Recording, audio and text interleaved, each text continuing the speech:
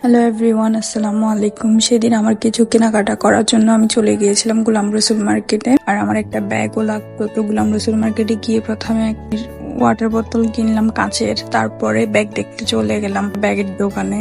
এখানে এগুলো হচ্ছে পাইকারি দোকান ব্যাগের। এখানে একদম খুব হাই প্রাইস থেকে নিয়ে লো প্রাইস পর্যন্ত সব রকমের ব্যাগ আপনারা পেয়ে যাবেন।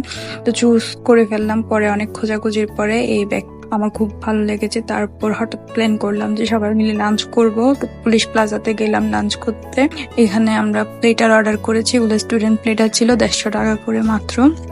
150 টাকা অনুযায়ী খাবারের কোয়ান্টিটি অনেক ভালো ছিল, আর টেস্টও আমি বলবো খুবই ভালো ছিল। 150 টাকা হিসেবে প্লেটের গুলো একদম ওয়ার্থ ইট। তারপরে খাবার শেষে বেশি গরম লাগছিল, তাই একটা লাস্সি নিলাম।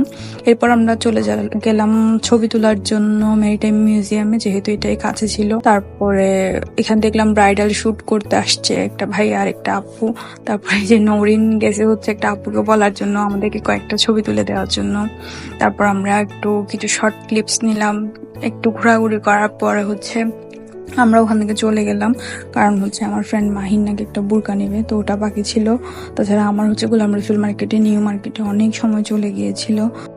এরপর এখান থেকে বের হয়ে আমরা সোজা রিক্সা নিয়ে চলে গেলাম জিসি সেন্ট্রাল প্লাজাতে।